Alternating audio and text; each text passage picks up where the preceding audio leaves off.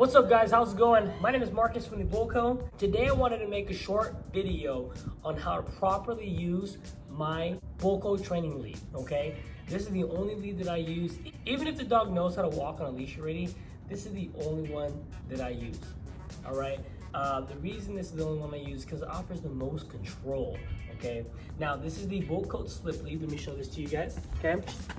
Now this one is the purple, blue, with the brown leather. This also comes in black and 4 different colors, okay? So we'll be linking it down below. If you wanna buy one, you can go directly to the page, the Shopify, and grab one, okay? But I wanna show you guys how to use this, okay? So this is Elko. She is a 9-month-old American Bully. Good girl, come here, okay? Now the first thing you wanna remember is this. There's a loop right here. Hold on, mamas. There's a loop right here, okay? And this loop needs to be facing upwards on the dog's neck, or when you put it on, okay? Come here, boom. So what I'm gonna do, if the dog is on my left side, I'm gonna make sure this loop is up. This is what that means, okay? And what this does, come here, baby girl, good girl, wait. What this does, it allows me to give the dog a correction. You can see it here, dog a correction, but as soon as I let go, it lets go, okay? If you had it the other way, you actually would do more harm than good, okay? So make sure you guys have this loop facing up, okay? Also, you want this loop right underneath the chin, if not right underneath the ear, okay? The reason for that, again, is that when I give a correction, it tightens and lets loose, okay? Now, I want you guys also to make sure that this stays on top of their neck, okay? A lot of injuries happen when people utilize a leash, collar, anything around the dog's neck, but injuries happen when you have the improper use of that training tool, okay? So up on the neck, and that means if you have to, every so often, you have to stop and you have to adjust this, absolutely do that. This is what I do. When I'm walking and it slips down accidentally, I stop and I readjust it now. So, but the leads that we have are to keep this thing not tight, but taut, but snug on top of the neck. So when I give a correction, it corrects and I let loose and it lets loose again. It's comfortable for her and it's comfortable for me, but it also gives me the most control I have over this dog. Now, teaching your dog how to walk on this collar is super simple, guys. I don't want you to think of teaching a dog how to walk.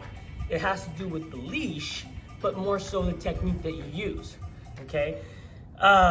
This lead is to give you a marker or a kind of a better direction on which you want to go, and gives the dog the direction you want to go, okay?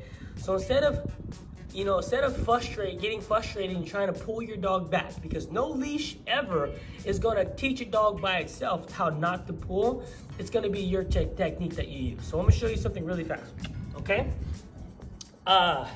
When you're walking your dog and your dog gets out in front of you, a lot of you have a tendency to just pull back on that leash. And we don't want to do that, okay?